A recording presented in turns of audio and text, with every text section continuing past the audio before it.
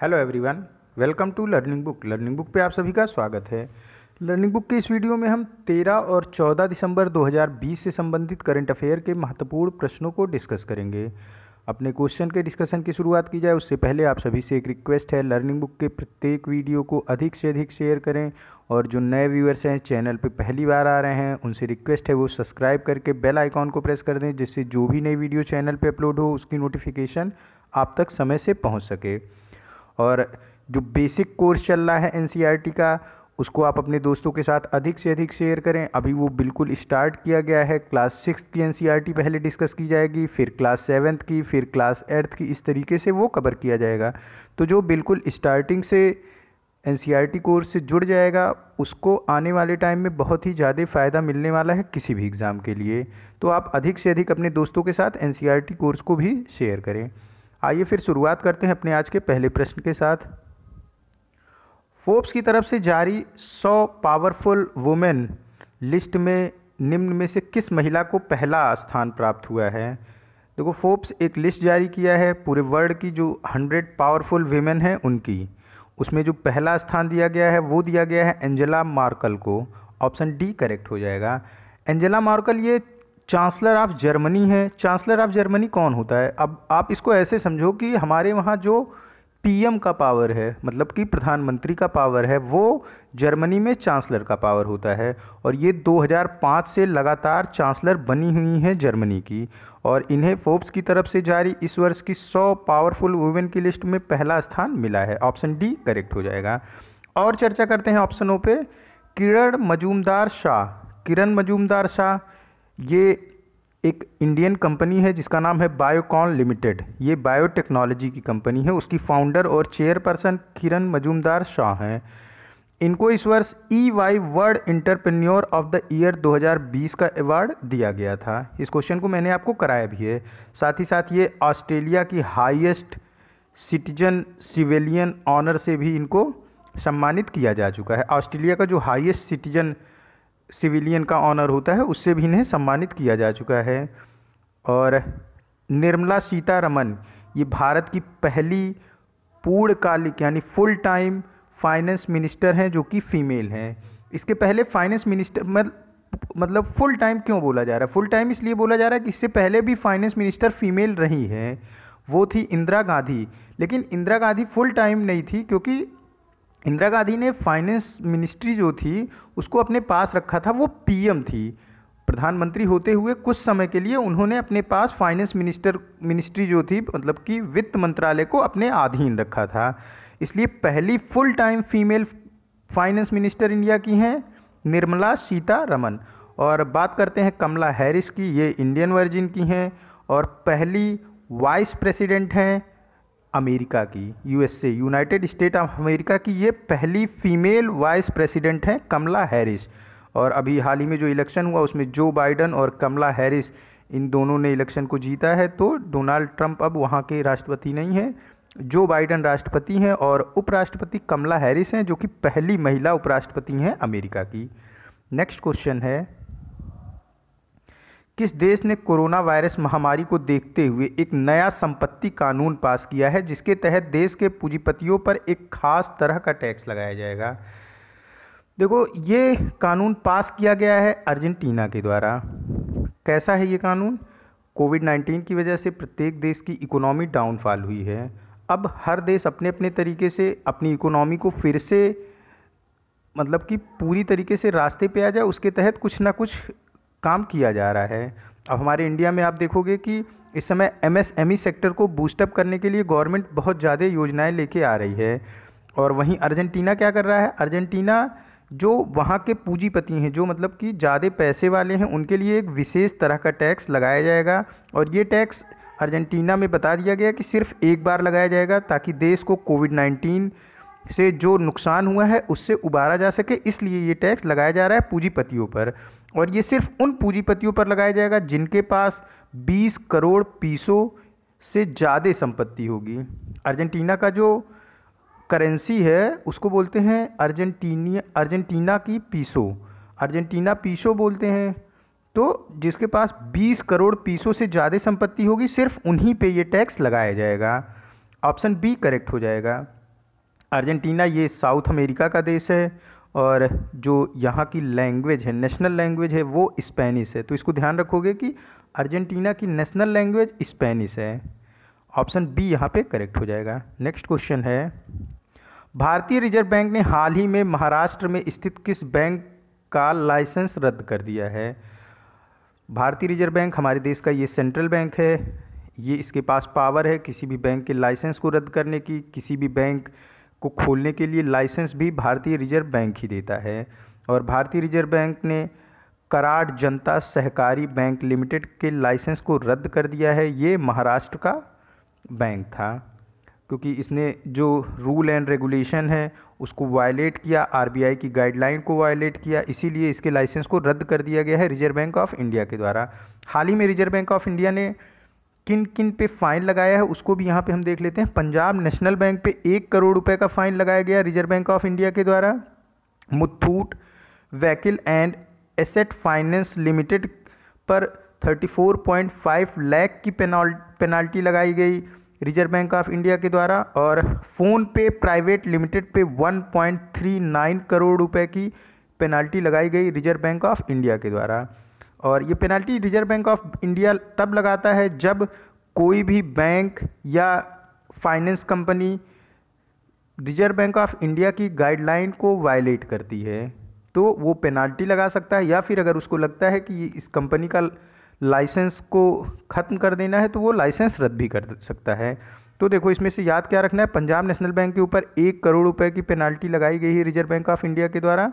Muthoot vehicle and asset finance insurance limited के ऊपर 34.5 लाख की पेनाल्टी। और फ़ोन पे ऐप हम सभी यूज़ करते हैं, उसके ऊपर फ़ोन पे प्राइवेट लिमिटेड के ऊपर 1.39 करोड़ की पेनाल्टी लगाई गई है रिजर्व बैंक ऑफ इंडिया के द्वारा। जबकि कराड़ जनता सहकारी बैंक लिमिटेड के लाइसेंस को ही रद्द कर दिया है भारतीय रिजर्व बैंक ऑफ इंडिया ने। नेक्स्ट क्वेश्चन है, केंद्रीय शिक्षा मंत्रालय ने नई बैग पॉलिसी जारी करी है जिसमें बैग का भार निम्न में से कितना किलोग्राम से अधिक नहीं होगा।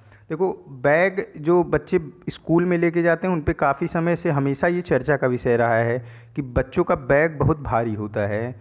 तो अब क्या है कि जो हमारा शिक्षा मंत्रालय है उसने एक अपना रूल एंड रेगुलेशन बना दिया है कि कोई भी बच्चा उसका जितना वेट होगा उससे 10% से ज़्यादा का बैग उठा के स्कूल लेके आएगा जाएगा नहीं। और इसमें मैक्सिमम वेट जो है वो 5 kg का है, यानी जो 12th के बच्चे होंगे वो 3.5 किलोग्राम से 5 किलोग्राम तक के बैग को ले जाने का इस नियम में उनके बारे में लिखा गया। और जो फर्स्ट क्लास के बच्चे होंगे, मतलब जो शुरुआत कर रहे हैं पढ़ाई की फर्स्ट क्लास से, उनको 1.6 kg से 2.2 kg तक का बैग अलाउ किया गया है शिक्षा मंत्रालय के द्वारा। मैं फिर से रिपीट कर रहा हूँ, मैक्सिमम वेट 5 kg है, आंसर इसका 5 किलोग्राम हो जाएगा। लेकिन इसमें क्या है नई पॉलिसी में? नई पॉलिसी में ये है कि जो भी बच्चे का वेट है उसका बैग उसके वेट का 10% मैक्सिमम हो सकता है। उसी के तहत क्लास फर्स्ट के बच्चे को 1.6 kg से 2.2 kg तक के बैग को अलाउ किया गया है केंद्रीय शिक्षा मंत्रालय के द्वारा। और क्लास 12 के बच्चों को 3.5 से 5 kg तक का बैग अलाउ किया गया है। जबकि जो प्री प्राइमरी के बच्चे हैं उनको कोई भी बैग लेके आना जाना नहीं है, ऐसा पॉलिसी में बनाया गया है केंद्रीय शिक्षा मंत्रालय के द्वारा। और हमारे केंद्रीय शिक्षा मंत्री रमेश पोखरियाल निशंक, हमारे केंद्रीय शिक्षा मंत्री का नाम मैं फिर से रिपीट कर रहा हूँ, रमेश पोखरियाल निशंक हैं। अभी इंडिया ने 2020 में ही नई न्यू एजुकेशन पॉलिसी को भी लॉन्च करा है। न्यू एजुकेशन पॉलिसी क्या है ये? पहले हमारी जो एजुकेशन था वो 10+2 पैटर्न था, लेकिन अभी न्यू एजुकेशन पॉलिसी में जो न्यू पैटर्न है वो है 5+3+3+4 पैटर्न। मतलब 10+2 को रिप्लेस करके 5+3+3+4 पैटर्न को लाया गया है इंडिया में नई एजुकेशन पॉलिसी के अंतर्गत। और हिमाचल प्रदेश पूरे इंडिया का पहला ऐसा स्टेट है जिसने न्यू एजुकेशन पॉलिसी को अपने वहाँ पे सबसे पहले लॉन्च किया है। नेक्स्ट क्वेश्चन है, हाल ही में किस देश ने पहली बार अपने कृत्रिम सूर्य परमाणु संलयन रिएक्टर को सफलतापूर्वक संचालित किया? चाइना ने अपने कृत्रिम सूर्य परमाणु संलयन रिएक्टर को सफलतापूर्वक संचालित किया है। ऑप्शन सी करेक्ट हो जाएगा। देखो अब क्या है कि एक ऐसा एटॉमिक रिएक्टर बनाया गया है, एटॉमिक फ्यूज़न रिएक्टर बनाया गया है चाइना के द्वारा, जो कि कृत्रिम सूर्य मतलब आर्टिफिशियल सन के द्वारा संचालित किया जाएगा। और ये किसने कर दिखाया है? ये चाइना ने कर दिखाया है। एटॉमिक रिएक्टर से स्वच्छ ऊर्जा प्राप्त होने की जो एक संभावना है वो और प्रबल होती है। इससे क्या होगा? स्वच्छ ऊर्जा का मतलब ऐसी ऊर्जा जिससे कि वातावरण में पॉल्यूशन बिल्कुल भी नहीं होगा, एटमॉस्फेयर पूरा स्वच्छ होगा। और ये बात कृत्रिम सूर्य के परमाणु संलयन से काफ़ी हद तक ऐसी आशा बन जाती है कि आने वाले समय में अगर इसका उपयोग बढ़ता है और ये सक्सेस होता है तो जो पॉल्यूशन है वो ख़त्म हो जाएगा धीरे धीरे करके। और चाइना ने आखिर कर ही दिखाया और उसने कृत्रिम सूर्य के निर्माण को भी कर लिया है इसी के साथ। ऑप्शन सी इसका करेक्ट हो जाएगा। नेक्स्ट क्वेश्चन है, किस लेखक को उसके उपन्यास द सिटी एंड द सी, यहाँ पे जो सी है ये CEA नहीं, समुद्र वाला सी नहीं है, ये है SHE। सी मतलब जो फीमेल के लिए यूज़ किया जाता है, ही मेल के लिए यूज़ किया जाता है इंग्लिश में, और सी फीमेल के लिए यूज़ किया जाता है। तो द सिटी एंड द सी, ये सी फीमेल वाला है, SHE वाला। के तीसरे रविन्द्रनाथ टैगोर साहित्य पुरस्कार से किसको सम्मानित किया गया है? देखो, सम्मानित किया गया है ये राजकमल झा को, और इनके उपन्यास का नाम है द सिटी एंड द सी। ये उपन्यास दिल्ली में जो दिसंबर 2012 में निर्भया के साथ रेप और मर्डर हुआ था उस पर रिलेटेड है, उसी पर बेस्ड उपन्यास लिखी गई है राजकमल झा के द्वारा, और उन्हें ही तीसरा रविन्द्रनाथ टैगोर साहित्य पुरस्कार से सम्मानित किया गया है। ऑप्शन सी इसका करेक्ट हो जाएगा। द सिटी एंड द सी के राइटर हैं राजकमल झा, इन्हें मिला है रविन्द्रनाथ टैगोर साहित्य पुरस्कार 2020। और ये जो उपन्यास है द सिटी एंड द सी, ये दिल्ली में दिसंबर 2012 में जो निर्भया रेप कांड हुआ था, निर्भया रेप केस हुआ था और मर्डर कर दिया गया था चलती हुई बस में, उसी से रिलेटेड है ये उपन्यास। नेक्स्ट क्वेश्चन है, दुनिया की सबसे ऊंची चोटी माउंट एवरेस्ट की ऊंचाई 86 सेंटीमीटर बढ़कर कितनी हो गई है? देखो, 2015 में एक अर्थक्वेक आया था नेपाल में, और माउंट एवरेस्ट नेपाल में ही स्थित है। उस अर्थक्वेक के बाद से जो वैज्ञानिक थे, जो साइंटिस्ट थे, वो ऐसा अनुमान लगा रहे थे कि इस जो एवरेस्ट है, माउंट एवरेस्ट है, उसकी ऊंचाई में परिवर्तन हुआ होगा। उसके बाद ये अभी हाल ही में 30 सदस्यीय दल, इस 30 सदस्यीय दल में चीन और नेपाल के लोग थे, उन्होंने नापा तो 86 सेंटीमीटर बढ़ गई है माउंट एवरेस्ट की ऊंचाई, और अब ये 8,848.86 मीटर हो गई है, यानी कि 8,848.86 मीटर ऊंचाई हो गई है माउंट एवरेस्ट की। अगर पहले कितनी ऊंचाई थी ये आपको पता लगाना है, तो 8,848.86 मीटर से आप 86 माइनस करोगे तो इतनी ऊंचाई पहले थी। इसके पहले कब माउंट एवरेस्ट की ऊंचाई को मापा गया था? तो इसके पहले 1954 में मेज़र किया गया था माउंट एवरेस्ट की ऊंचाई को, और अभी फिर ये 2020 में इसको मेज़र किया गया। 2015 में अर्थक्वेक आया तो ऐसा अनुमान लगाया जा रहा था कि इसकी ऊंचाई कुछ बढ़ी होगी, क्योंकि अर्थक्वेक के बाद जो माउंटेन होते हैं उनकी ऊंचाई हल्की फुल्की बढ़ जाती है, लेकिन माउंट एवरेस्ट की ऊंचाई में कुल 86 सेंटीमीटर बढ़ गई है। ये एक अच्छी खासी ऊंचाई बढ़ी है। आप सोचो कि 100 सेंटीमीटर में 1 मीटर हो जाता है, यानी कि 1 मीटर से थोड़ी कम ऊंचाई बढ़ी है माउंट एवरेस्ट की 1954 के कंपेयर में। 1954 में, इससे पहले 1954 में मेज़र किया गया था, तब 86 मीटर कम थी, 8,848.86 माइनस 86 मीटर थी 1954 में, और अभी जो नापा गया इसमें निकली है ये 8,854.86 मीटर। ऑप्शन बी इसका करेक्ट हो जाएगा। नेक्स्ट क्वेश्चन है, अंतर्राष्ट्रीय ओलंपिक समिति ने पेरिस में साल 2024 में होने वाले खेलों में किस खेल को आधिकारिक तौर पर ओलंपिक खेलों का दर्जा दे दिया है? 2024 में जो पेरिस में ओलंपिक होने वाला है उसमें ब्रेक डांस को आधिकारिक तौर पर ओलंपिक खेलों का दर्जा दे दिया गया है। सिर्फ ब्रेक डांस को ही नहीं दिया गया है, देखो 4 खेलों को दिया गया है, ब्रेक डांस, स्केट बोर्डिंग और स्पोर्ट क्लाइंबिंग और सर्फिंग। आप स्केट बोर्डिंग, स्पोर्ट क्लाइंबिंग और सर्फिंग, ये तीनों आप खुद गूगल करोगे ये कौन से खेल हैं। ब्रेक डांस आप सभी समझते हो कि ये डांस का ही एक टाइप है अलग सा। 2020 में टोक्यो में ओलंपिक होना था और ये सारे खेल को 2020 टोक्यो ओलंपिक में ओलंपिक का दर्जा दिया जाना था, लेकिन 2020 में कोविड-19 पैंडेमिक की वजह से जो ओलंपिक होना था टोक्यो में वो पोस्टपोन कर दिया गया और ये पोस्टपोन करके अब नेक्स्ट ईयर होगा। जुलाई और अगस्त के महीने में 2021 में इसकी संभावित डेट रखी गई है। अगर कोविड-19 सिचुएशन तब तक नॉर्मल हो जाती है तो 2020 टोक्यो ओलंपिक अब जुलाई और अगस्त के महीने में 2021 में होगा। और फिर 2020 के बाद हर 4 साल पे होता है, फिर 2024 में होना था।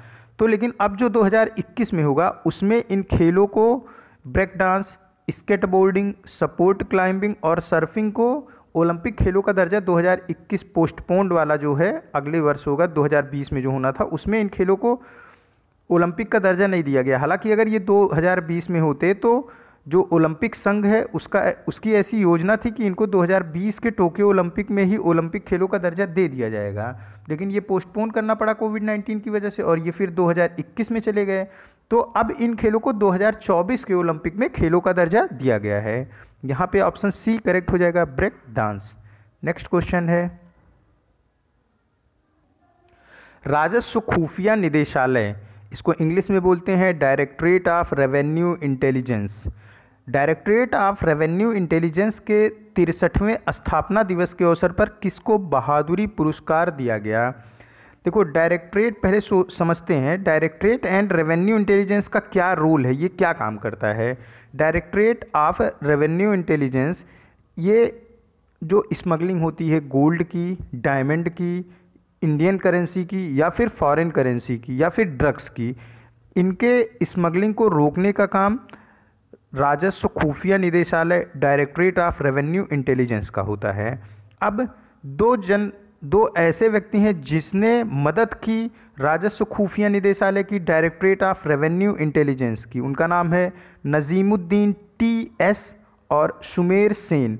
इन दोनों ने smuggling of gold, diamond, foreign currency और इंडियन करेंसी की जो स्मगलिंग होती है उसको रोकने में मदद की डायरेक्टरेट ऑफ रेवेन्यू इंटेलिजेंस की और इसीलिए इनको बहादुरी पुरस्कार से सम्मानित किया गया है। तो नजीमुद्दीन TS और सुमेर सेन दोनों जन को दिया गया है डायरेक्टरेट ऑफ रेवेन्यू इंटेलिजेंस की तरफ से बहादुरी पुरस्कार इस वर्ष का। ऑप्शन डी करेक्ट हो जाएगा, फर्स्ट एंड थर्ड दोनों। नेक्स्ट क्वेश्चन है, सूर्यधर झील किस राज्य में स्थित है? देखो, सूर्यधर झील ये स्थित है उत्तराखंड में। ऑप्शन बी इसका करेक्ट हो जाएगा। अभी हाल ही में त्रिवेंद्र सिंह रावत ने इसका इनॉग्रेशन किया है, इसका उद्घाटन किया है। ये भी बिल्कुल जो है कृत्रिम निर्मित झील है, यानी आर्टिफिशियल मेड झील है उत्तराखंड की और त्रिवेंद्र सिंह रावत वहाँ के मुख्यमंत्री हैं, उन्होंने इसका उद्घाटन किया है। जाखन रिवर है उत्तराखंड में, उसी पर ये झील बनाई गई है, उसी से काट के अलग जगह पे ले जाके ये झील बनाई गई है और ये एक न्यू डेस्टिनेशन ऑफ टूरिस्ट होगा उत्तराखंड में। मतलब कि जो टूरिस्ट उत्तराखंड में जाते हैं वो अब इस झील को भी देखने जाएंगे, ऐसा त्रिवेंद्र सिंह रावत जो वहाँ के CM हैं, मुख्यमंत्री हैं, उन्होंने अपने लॉन्चिंग के दौरान बातचीत में कहा था कि न्यू डेस्टिनेशन ऑफ टूरिस्ट होगा सूर्यधर झील उत्तराखंड का। और इस झील से ये सिर्फ टूरिस्टों के ही काम नहीं आएगा बल्कि ड्रिंकिंग वाटर के लिए भी इसका इस्तेमाल किया जाएगा। ग्रामीण इलाकों में इससे पीने के पानी भी बना के भेजा जाएगा। ऑप्शन यहाँ पे करेक्ट हो जाएगा बी, सूर्यधर झील स्थित है उत्तराखंड में। नेक्स्ट क्वेश्चन है, पश्चिम बंगाल राज्य सरकार की संपूर्ण जनसंख्या को 5 लाख रुपए की बीमा कवरेज प्रदान करने की किस योजना का विस्तार किया जा रहा है? देखो, पश्चिम बंगाल में अभी इलेक्शन होने वाले हैं और फिर कई सारी योजनाएं लॉन्च की जा रही हैं जो वोटर हैं उनके लिए पश्चिम बंगाल गवर्नमेंट के द्वारा, और इस योजना का नाम है स्वास्थ्य साथी योजना। ऑप्शन बी करेक्ट हो जाएगा। और ये पेपरलेस कैशलेस स्कीम है और 5 लाख रुपए तक का स्वास्थ्य बीमा दिया जा रहा है प्रत्येक पब्लिक को जो कि वेस्ट बंगाल से संबंधित है। ऑप्शन बी करेक्ट हो जाएगा। और कौन कौन सी योजनाएं हैं पश्चिम बंगाल की जो फेमस हैं? द्वारे सरकार योजना। द्वारे सरकार योजना ये भी पश्चिम बंगाल सरकार की योजना है। इसमें क्या है, जो भी गवर्नमेंट की स्कीम है वो प्रत्येक घरों पर गवर्नमेंट एम्प्लॉय जाएंगे और उस स्कीम को हर घरों तक पहुंचाने की जिम्मेदारी है। द्वारे सरकार योजना के तहत जितनी भी स्कीमें हैं पश्चिम बंगाल सरकार की, वो प्रत्येक घरों तक पहुंचाई जाएंगी। स्नेह पोरोश योजना, ये प्रवासी मजदूरों के लिए काफ़ी अच्छी स्कीम लॉन्च की गई थी कोविड-19 के समय में। और प्रोचेस्टा, ये असंगठित क्षेत्र के जो श्रमिक हैं उनके लिए है। तो मैं 4 योजनाएं यहाँ पे आपको बता रहा हूँ। द्वारे सरकार योजना, ये भी पश्चिम बंगाल की है। स्वास्थ्य साथी योजना, ये भी पश्चिम बंगाल गवर्नमेंट की योजना है। स्नेह पोरुष योजना, ये प्रवासी मजदूरों के लिए पश्चिम बंगाल की योजना है। और प्रोचेस्टा योजना, ये असंगठित क्षेत्र के अनऑर्गेनाइज्ड सेक्टर के जो लेबर हैं उनके लिए ये योजना थी। तो प्रोचेस्टा अनऑर्गेनाइज्ड श्रमिकों के लिए और स्नेह पोरुष ये प्रवासी मजदूरों के लिए है। दोनों काफ़ी फेमस योजनाएं रही थी अपने समय में जब लॉन्च की गई थी पश्चिम बंगाल की गवर्नमेंट के द्वारा। और ममता बनर्जी हैं पश्चिम बंगाल की मुख्यमंत्री। यहाँ पे ऑप्शन बी करेक्ट हो जाएगा। नेक्स्ट क्वेश्चन है, चौथी द्विमासिक मौद्रिक नीति समिति पर आरबीआई ने फाइनेंशियल ईयर 2021 के लिए जीडीपी का कितना अनुमान लगाया है। देखो, द्विमासिक मीन्स कि प्रत्येक 2 महीने पे जो आरबीआई द्वारा निरीक्षण किया जाता है जीडीपी का, उससे संबंधित है। आमतौर पे हमेशा त्रैमासिक का क्वेश्चन आता है, लेकिन ये अभी दूसरे महीने पे ही, अभी क्या है कि जीडीपी फॉल डाउन चल रही है हमारे देश की नहीं, हर जगह की जीडीपी कुछ ना कुछ गिरी हुई है और हमारे देश की भी थोड़ी ज़्यादा गिरी हुई है। तो इस दूसरे महीने की मौद्रिक नीति समिति पर आरबीआई ने एक मीटिंग की और उसमें एक अनुमान लगाया कि इंडिया की जो जीडीपी है वो फाइनेंशियल ईयर 2021 के लिए -7.5% होगी। और हालांकि इससे पहले अक्टूबर में मॉनिटरिंग पॉलिसी कमेटी जो आरबीआई की है उसने प्रेडिक्शन किया था इंडिया की जीडीपी 2021 के लिए, फाइनेंशियल ईयर 2021 के लिए -9.5%। लेकिन अभी फिर इसमें रेज करते हुए थोड़ा अप किया गया है आरबीआई के द्वारा और इसको -7.5% कहा गया है। देखो, जब निगेटिव साइन है और कोई चीज़ घटती है तो उसे बढ़ा हुआ माना जाता है। तो अक्टूबर में monitoring policy committee, reserve bank of India की मॉनेटरिंग पॉलिसी कमेटी ने -9.5% का प्रिडिक्शन किया था, लेकिन अभी जो किया गया वो प्रिडिक्शन है -7.5% का। और जो फाइनेंशियल ईयर होता है भारत में वो 1 अप्रैल से शुरू होता है और 31 मार्च को ख़त्म होता है। और जब ख़त्म होता है तो वही फाइनेंशियल ईयर लिखा जाता है। फाइनेंशियल ईयर 2021 का मतलब 1 अप्रैल 2020 से जो फाइनेंशियल ईयर शुरू हुआ है और ये ख़त्म होगा कब? ये ख़त्म होगा 31 मार्च 2021 को। तो ख़त्म होने वाले ईयर को फाइनेंशियल ईयर 2021 लिखते हैं आमतौर पे, और वैसे इसको फाइनेंशियल ईयर 2020-2021 भी लिख सकते हैं। और S&P, ये इंटरनेशनल रेटिंग एजेंसी है, अमेरिका की है, इसने भी अभी रेस किया है भारत की जीडीपी को, थोड़ा ऊपर उठाया है और इसने प्रिडिक्ट किया है -7% फाइनेंशियल ईयर 2021 के लिए भारत की जीडीपी को। हालांकि ये अभी 15 तारीख के आसपास, 15 दिसंबर को ये है और मैं अभी क्वेश्चन बना रहा हूँ ये 12 दिसंबर तक का है, लेकिन अभी मेरे ध्यान में था तो इस वजह से जो छूटे हुए क्वेश्चन में मैंने इसकी बात यहाँ पे बता दी। और 30 नवंबर का क्वेश्चन जब मैंने आपको कराया था तो उस दौरान मैंने कराया था कि S&P ने भारत की जीडीपी को जो प्रिडिक्ट किया है वो -9% था, लेकिन देखो -9% से इसने भी रेस किया, -7.7% किया। और आरबीआई ने भी -9.5% से रेस करते हुए -7.5% किया है इस फाइनेंशियल ईयर के लिए भारत की जीडीपी का। यहाँ पे ऑप्शन ए करेक्ट हो जाएगा। नेक्स्ट क्वेश्चन है, किस बैंक ने किसानों के लाभ के लिए ओवरड्राफ्ट योजना कृषि, देखो ये कृषि लिखना था लेकिन ये हिंदी टाइपिंग मिस्टेक है, इसको आप कृषि समझो, कृषि शुरू की है। कृषि योजना शुरू की गई है ये कर्नाटका विकास ग्रामीण बैंक के द्वारा। ऑप्शन बी इसका करेक्ट हो जाएगा। क्या होती है ये ओवरड्राफ्ट योजना? देखो, जैसे आप किसानों को केसीसी दी जाती है तो जितनी उनके पास लैंड होती है खेती के लिए उस पर उनको गवर्नमेंट हर साल लोन प्रोवाइड कराती है ताकि वो अपनी खेती करें और फिर जब उनकी फसल बिके तो फिर वो लोन को कम इंटरेस्ट का लोन होता है। लेकिन ओवरड्राफ्ट योजना का मतलब कि आपके पास लैंड है, गवर्नमेंट के हिसाब से आपकी लैंड के ऊपर 1 लाख तक का लोन दिया जा सकता है। लेकिन ओवरड्राफ्ट का मतलब कि अभी कृषि योजना के तहत कर्नाटका विकास ग्रामीण बैंक अब आपको जितनी लैंड पे पहले 1 लाख का लोन मिलता था उस पर 1.5 लाख तक का लोन देगा। इसी को ओवरड्राफ्ट बोलते हैं। मतलब कि जितना आपका लैंड एरिया है उसके हिसाब से ज़्यादा लोन को देना, ज़्यादा पैसे दे देना किसानों को, ये है ओवरड्राफ्ट योजना। कोविड-19 पैंडमिक की वजह से किसानों की स्थिति में सुधार हो, इसीलिए कर्नाटका विकास ग्रामीण बैंक ने ओवरड्राफ्ट योजना की शुरुआत की है, जिसका नाम है कृषि। और कर्नाटका विकास ग्रामीण बैंक, इसका हेडक्वार्टर धारवाड़ कर्नाटका में है। और देखो, हर जो ग्रामीण बैंक होते हैं, जो रूरल बैंक होते हैं, उनका एक स्पॉन्सर बैंक होता है। तो कर्नाटका विकास बैंक का स्पॉन्सर बैंक है केनरा बैंक। ऑप्शन बी यहाँ पे करेक्ट हो जाएगा। नेक्स्ट क्वेश्चन है, फिक्की के नए अध्यक्ष कौन बने हैं? फिक्की मतलब कि federation of Indian chamber of commerce and industries, federation of Indian chambers of commerce and industry, इसके नए अध्यक्ष बने हैं उदय शंकर, और इन्होंने जगह ली है संगीता रेड्डी की। फिक्की का क्या रोल होता है, क्या है ये फिक्की? देखो, ये एक तो नॉन गवर्नमेंट ऑर्गेनाइजेशन है, और ये जो वॉइस ऑफ इंडियन बिजनेसमैन है, ये मतलब जो भारत के बिजनेसमैन हैं उनकी आवाज़ को ये बुलंद करती है। मतलब कि जो बिजनेसमैन है, जो बिजनेस है इंडिया का, उसके हितों की रक्षा करने का काम फिक्की द्वारा किया जाता है।